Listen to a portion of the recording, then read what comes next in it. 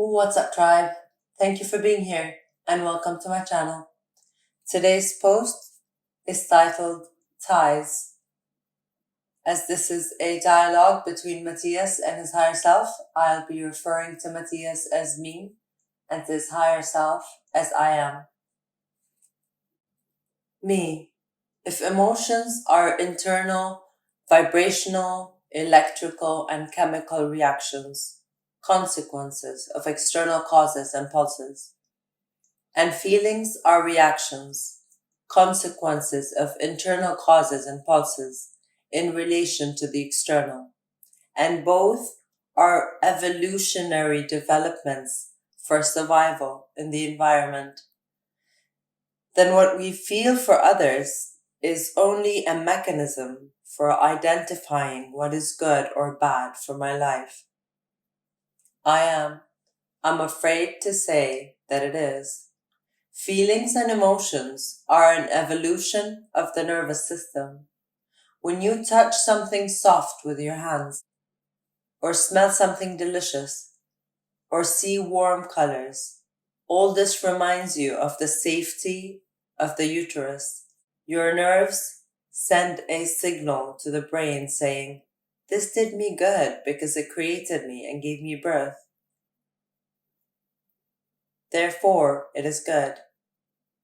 When you smell strong or rotten smells, or your touch feels heat and burns, or your eyes see garish colors that make you uncomfortable, the brain receives a nervous signal saying that this produces insecurity and can harm us.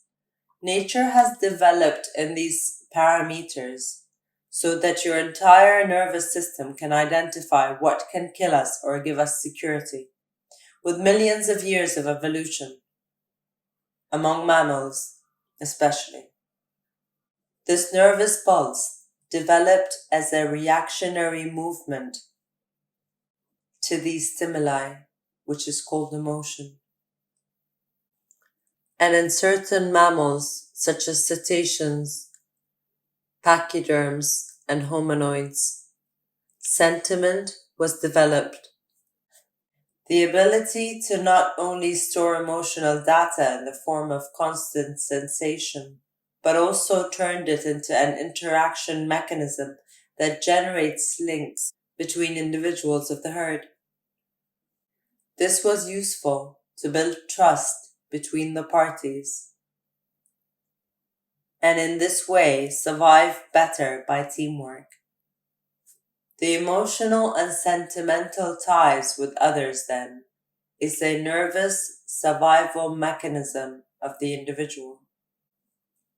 Me, wow, it is very sketchy. What we usually romanticize is translated into mere nervous impulses in evolutionary development to allow the transcendence of our species. I am. These bonds generated togetherness, the feeling of group, security in the crowd, survival in a herd, and they called it family. The family became culture, culture became a people, and the people became a civilization. The larger the group, the greater the probability of transcending in time and space. The greater bonds we generate, the more security. You catch more fish in the sea with a good net with many loops than with a rope and a single hook. Me. It makes sense. But why then is talking about emotional ties a different topic now? That is, why do we seek to free ourselves from ties? I am. Do you know the origin of the word family? Me, I do not. I am. Family comes from Latin famulus, which means servant or slave. Me. What?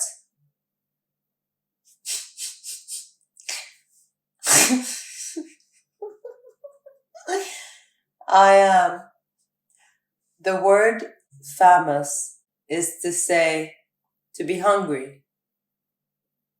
Those who hungry gather under the same roof to eat from the same plate. Family refers to slavery to a group, the forced membership of a herd where there is someone who commands, who orders, the boss. Pater familias, the father of the family. In a certain way, the master. On the other hand, you can take a Greek etymology, thymilias, which means foundations, that is, the basis on which the group is based. But the key here is found in the fact that groups come together out of a need for survival.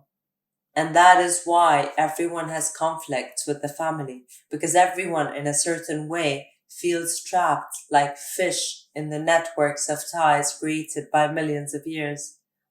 Accepting to be part of a family is to take charge of its mandates as your own. Those that are inherited by blood as those that are conceptual, ideological, and emotional. When you join a person's loop, you are creating your own net to catch more fish. Fishers of men, sang the first Christians and disciples.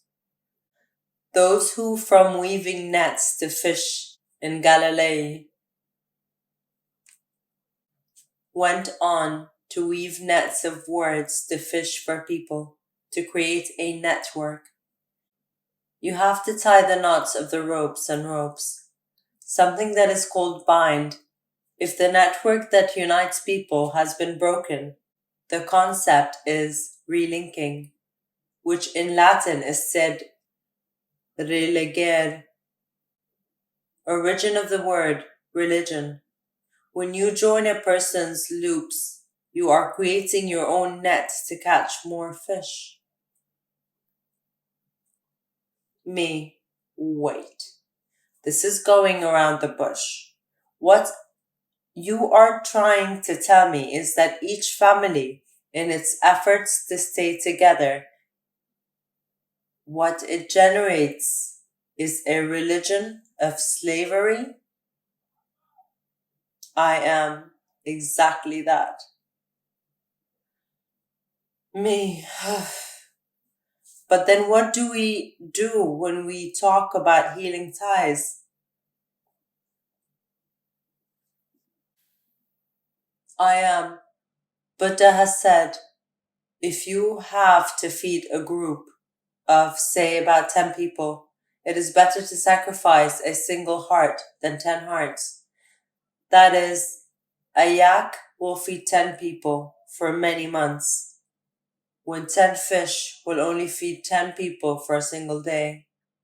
The metaphor explains that weaving a network to attract many is not only a waste of energy, but a collective sacrifice. When you enlighten yourself, you realize that no matter the size of what you do or sacrifice in your life, what matters is the pulse it generates. An insect has a heartbeat, just like a whale. For this reason, the healing of a family does not occur retroactively, but here and now, in a single individual, in you. The more you want to embrace, the more strength you will lose. And all those fish will not quench your thirst.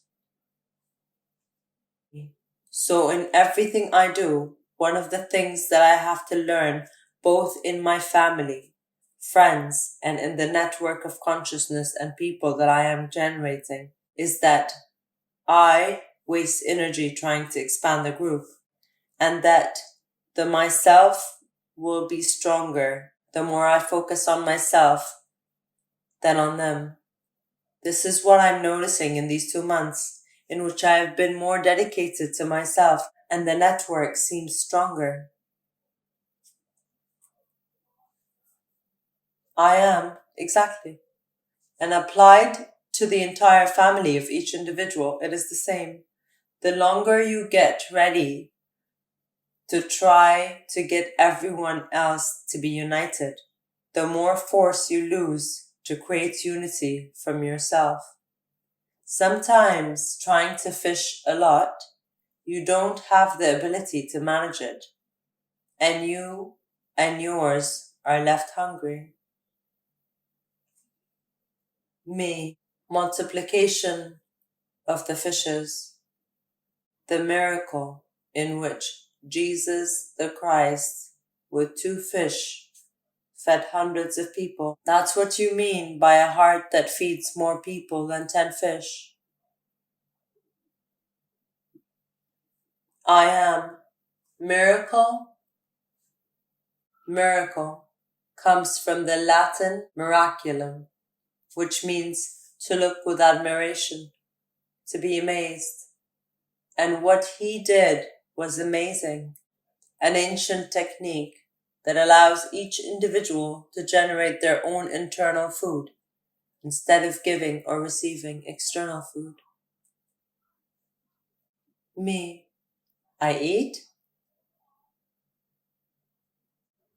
Um, Again, I'm not sure if this is uh, a typo, or in Spanish, I eat is has the same meaning as how come or how so, but it's I eat question mark. So I eat, I eat, I am. It is called love. Love is the energy that satisfies and harmonizes the eternal magnetic field of a body. The easiest test to check is by doing what a baby does. Lie down in the fetal position and suck by sucking on your thumb. The nurturing love of the mother is integrated into your central nervous system. This stimulates the brain to believe that sugars are entering the body, which encourages the production of insulin in the pancreas, which, by the way, is shaped like a fish. Insulin is a hormone that looks for sugar in the blood and captures it, taking it to the organic tissue where it is absorbed as a nutrient, generating energy in the chemical reaction of its decomposition. Without a full stomach, the body feels satiated by taking up the sugar reserves in the lipids. Me, I mean, it wasn't a miracle, but organic chemistry. And fooling the brain, I am, well, it's a miracle. It's amazing, isn't it? Me, but all this, what was it going to do? What did you mean by this? I am, easy. That instead of feeding hundreds of people, what he did was teach them to nurture their own being and create their own energy. No dependencies, no ties. In the same way that the pancreas creates insulin to search for the sugars that will generate energy in the body. The solar plexus, the energy center of the pancreas, releases energy pulses similar to insulin that are launched into the environment like tentacles in search of energy sugar, which we call love, the source of energy between individuals. Thus, you can understand that all the emotional and sentimental ties and bonds that you have created throughout your life have been in the need to nourish yourself with external food, enslaving you. And if one day one of them disappears, you will be hungry. And more than ever, you will be immersed in the patterns of your family. Me. It makes a lot of logic. So emotional ties have all their positives and negatives. On the one hand, they strengthen our bond with others, creating security and vitality for survival and transcendence. helping in the evolution of the group and nurturing each other. And on the other hand, they are those that keep us in constant need of others, in a bond of dependency and lack of self management, where the group enslaves individuals under patterns of survival, preventing the evolution of the individual. I am, for this reason, the objective is never to cut ties, but to identify them. When you are going to start a diet, the first thing the nutritionist will ask you is to tell him about your daily routine. Tell him what you eat, what you like the most, how much you eat, how you prepare food, under what circumstances you eat, etc. Identifying the emotional ties that you have with the people to whom you feel connected is the first step before starting the diet and being able to create the miracle of multiplying loaves and fishes. Me. So today's question, what would it be? I am score. What are your greatest emotional and sentimental ties? Write down the name of the person, object, or circumstance, and next to it, write the emotional dependence you feel with them. Me, writing it, I realize that I have emotional ties even with my different I from other lives. I am. They are part of your family, because if you remember them, it is because they are still in need. Me, am I to free myself from those ties? I am. Would you remove your pancreas because there is an insulin injection? Me. No. I am. Well, the same. It is not the ties that hurt us. It is our dependence on them. What is the fault of your teeth that you don't stop chewing? Just learn to slow down and be aware of what you eat.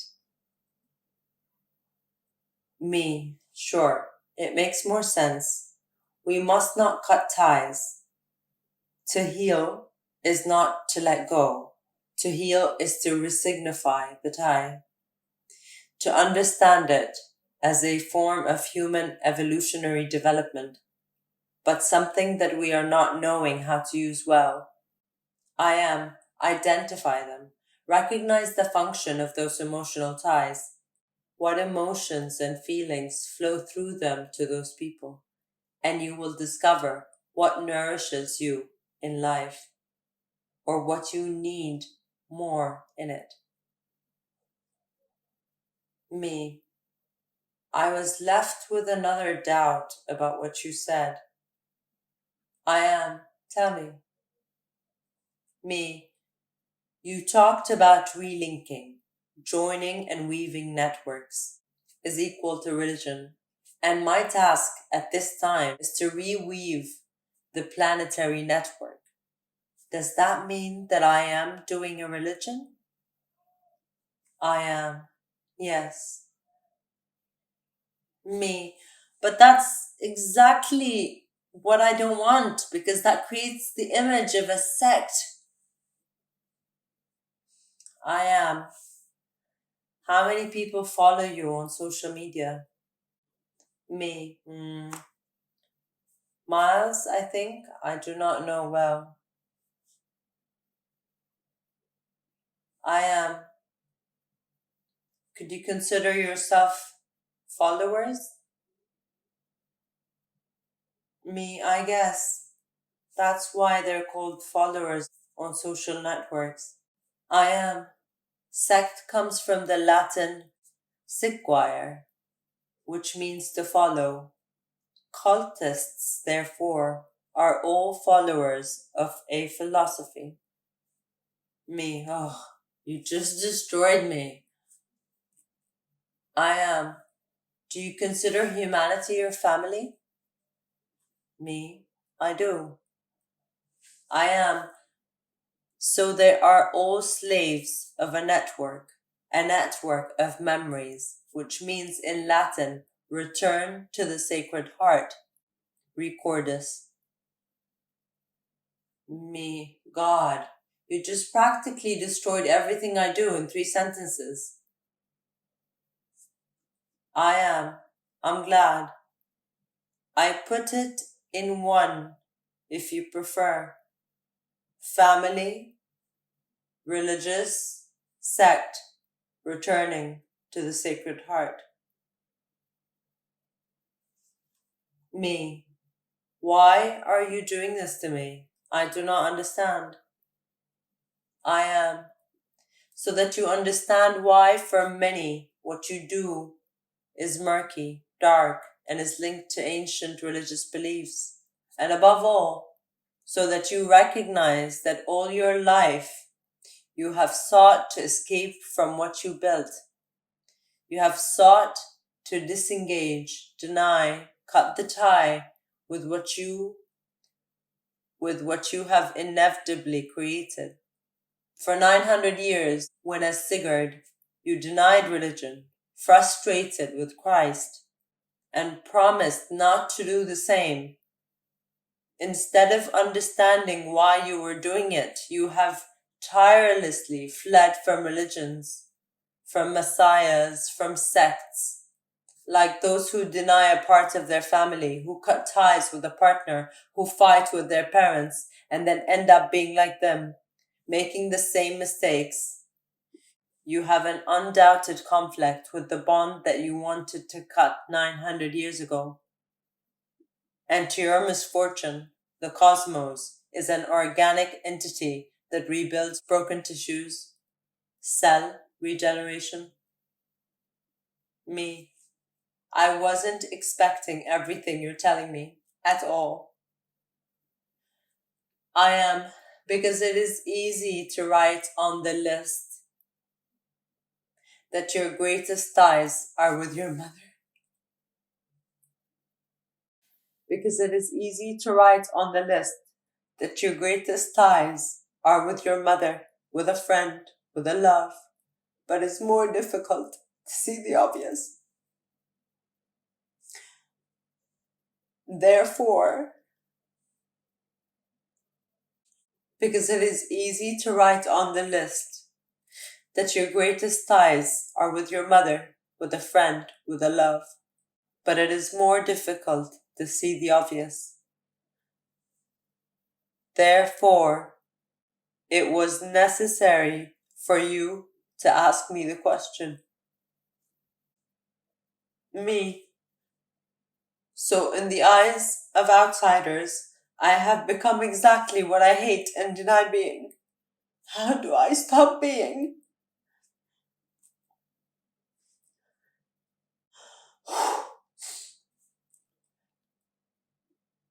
I am. You cannot stop being it. You can only transcend it.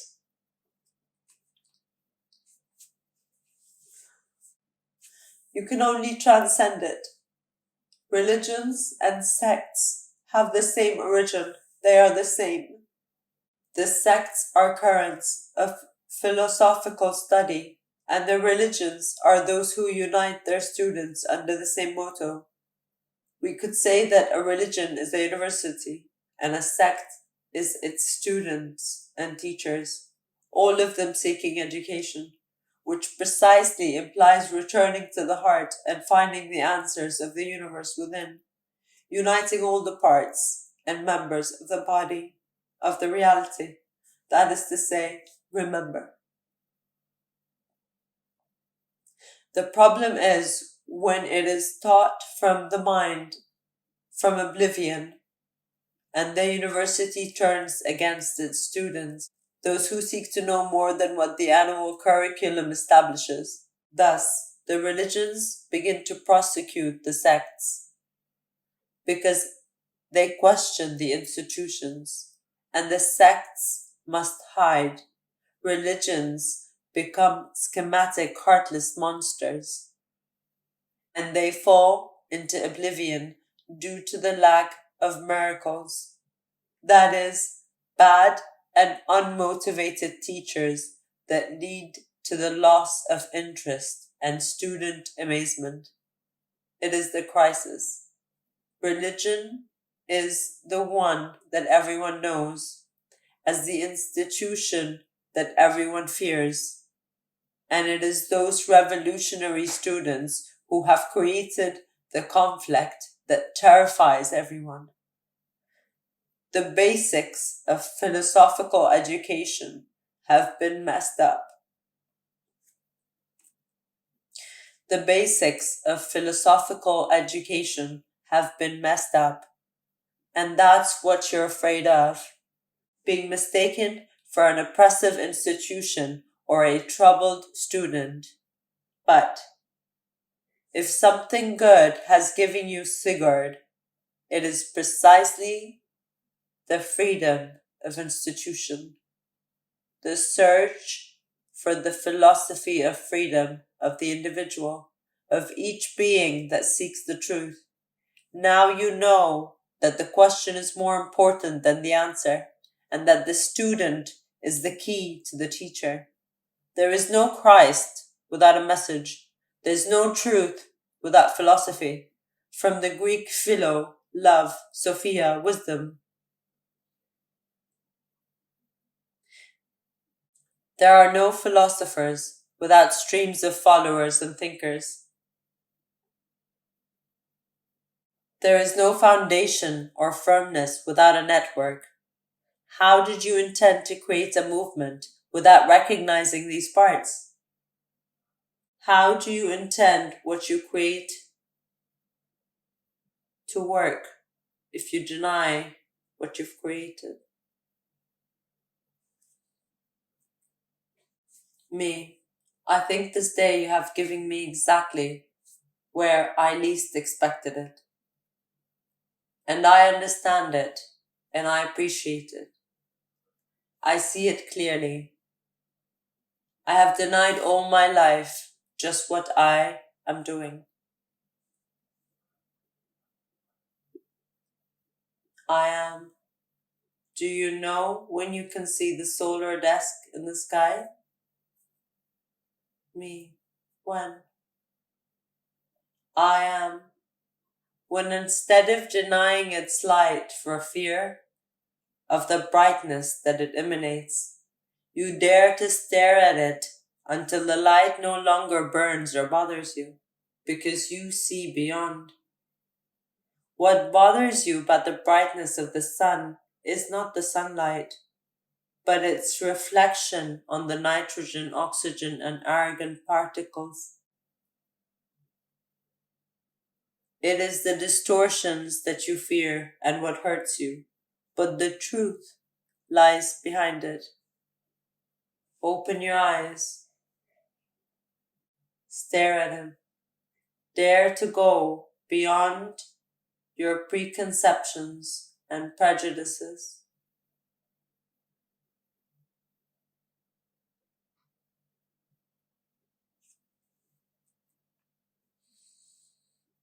Me. My grandfather hated religion. My grandfather died of the pancreas. I am understanding something. A bond that I had not written down on my list. My denial of religion as such not only comes from Sigurd, but also from wanting to honor the scientific memory of my grandfather. It is my way of wanting to give him my love, my affection, heal a family bond which keeps me a slave. I am, ah, friend Sigurd, you have opened your eyes. It is now that you will not be afraid to be who you are. It is now that you begin to really let go of the image of religion and sect, recognizing that what you do is precisely what you deny, is one of the keys to the hypocrisy of humanity. Hiccup, mask, hide, below. And crisis, respond, criteria, is the Greek word to represent that the truth is under a mask. which you hide for fear of showing the truth. The emotional and conceptual ties you have created all remind you of your fear of acknowledging that your mission is related to what you hide. All your friends are atheists or agnostics. Your family is agnostic. Your upbringing was agnostic and scientific. Your searches have been philosophical and biological, and yet, underneath it all,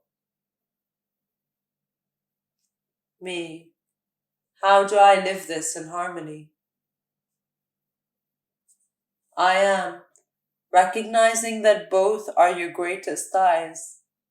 Science and religion are mom and dad to you. Together, they can generate something new and momentous. In me, in the Yosoy, the polarities become the power of unity. There are no blacks or whites in me. Repeat with me. I am. This is my new cross, the one that unites times and spaces in an infinite circle of waves and vibration and eternal energy, reconnecting the networks of the world in the center of the heart. Education is my creative word. I am destiny and lighthouse of the world. I am the wayfarer who comes from north and south, from east and west, carrying love and consciousness. For I am, and in me I bring you. In my death, the Christic is reborn. My message is unity. I am a gray man, woman. My faith is wisdom, and my hope is responsibility.